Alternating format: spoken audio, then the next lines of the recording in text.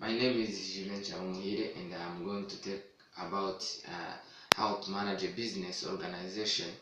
And my presentation will be based on the five functions of management, which are planning, organizing, staffing, leading, and controlling. So, and also I will be getting back to the three primary management styles, which are directing, delegating, discussing. So then I'll come up with a conclusion. So the first point to discuss is about a function called planning. In planning, it is a process of thinking about and organizing the activities required to achieve a desired goal within a business organization. For example, we can use a simple example of a business that have to plan the budget. This will come from reducing its expenditure and increasing the revenues to avoid the future loss. So another function is organizing. So in a business organization, we need a process of assigning the task into departments and define its directors for allocating the resources easily in the company. So for example, if you have a business organization, remember to choose to have different departments like finance department, human resource department, and also operation department. That will help you to organize tasks in different departments and have a clear and smoothly working place because you have different parts that are performing different duties. Another function that I'm going to talk about is staffing, which is the process of acquiring, training, appraising, hiring, and compensating employees in an organization. So in a business organization, it's better to have a staffing process which is clear. For example, every month you can, in your organization, you can choose to have a training sessions about a specific skill to that is needed for working smoothly. For example, typing or other specific skills like public speaking, so that you can have a strong staff in your business organization. So let me talk about also about reading as a process of setting a new direction or vision for the employees so that they follow uh, the lead. So, for example, positive reinforcement is an example of leadership technique. This reinforcement occurs when a positive stimulus is presented in response to a behavior or increasing the likelihood of that behavior in the future.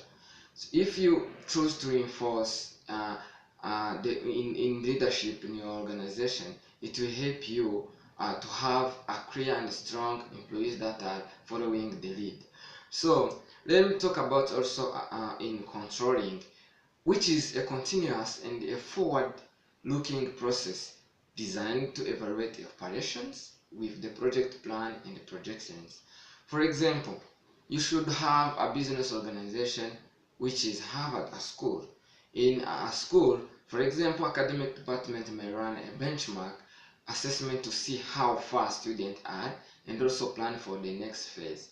This is done to control if they are working well and identify some areas of improvement. So those are some of them. Those are some of the functions of management the business organization. So um, let me talk about the three primary management styles, which are directing.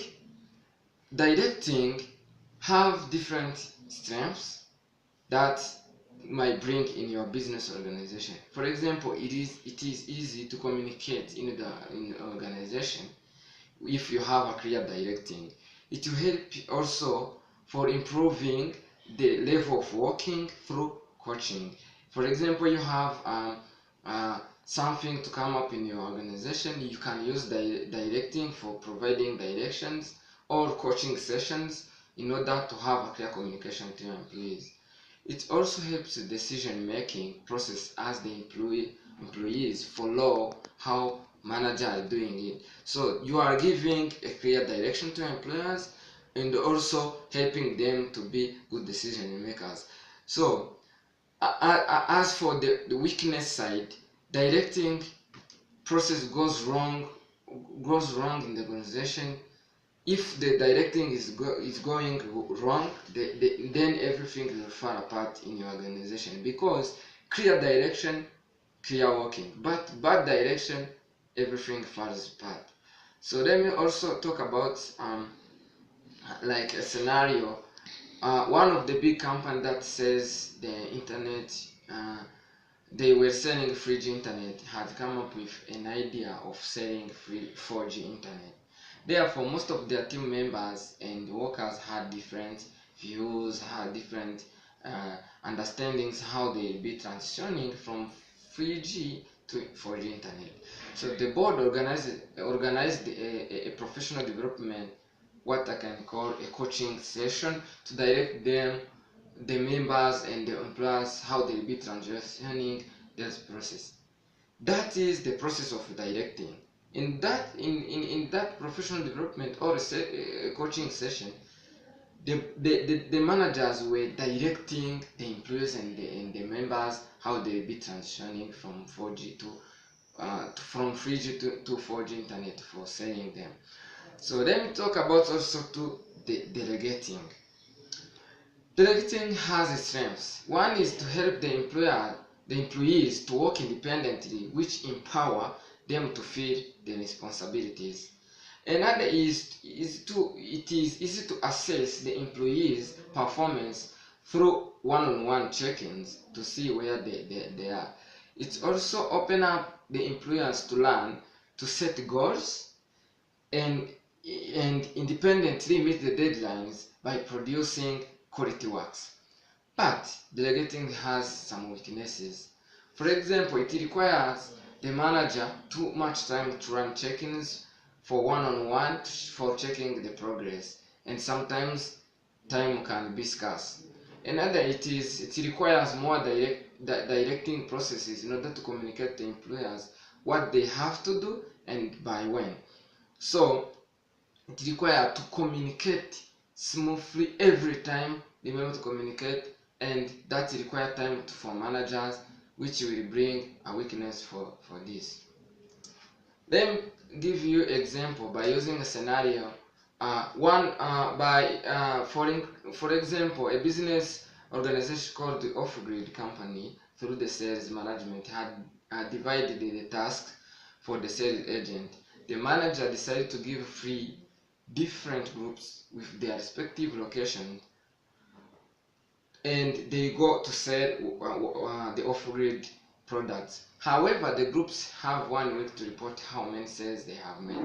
In this scenario, when you try to assess is the sales management is delegating different groups to go to different locations to sell the product with a deadline of 1 week. So the groups are the one to take decision, they work hard to meet the deadline. So delegating is needed in a business organization. So lastly, let me talk about discussing. Discussing is the process which will increase the critical thinking of the employees. It encourages the employees to learn how to take decisions by using logical conclusions, and also promotes the participation of the employees through providing answers to questions. However, the weakness side is that require managers to be prepared ahead of time, preparing the question that will be discussable. Therefore, time can be a problem. And also, some employers seem to be dominating rather than others, which may delay the participation among the employers. So discussing is needed in managing a business organization, because it come up with different strong conclusions through discussing different topics. By using scenarios, C&M Fashion Shop have been operating for 2 years. Therefore, they want to expand their brand to another country. However, the manager started wondering how and bring an open discussion meeting to come up with strategies how they will operate in another country. So during the meeting, he introduces some questions like how and when are we going to start, what are the challenges that we will face in another country, who will be our target market in that country.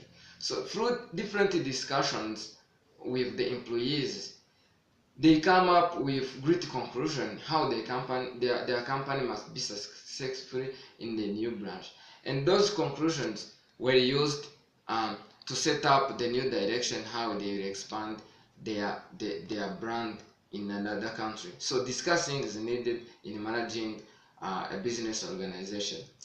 So as I have introduced and explained, there's 5 functions of management and also 3 primary management styles. They are needed in managing the business organization, and if you have them and working them smoothly, your business will be working smoothly and you will achieve many more. Thank you very much.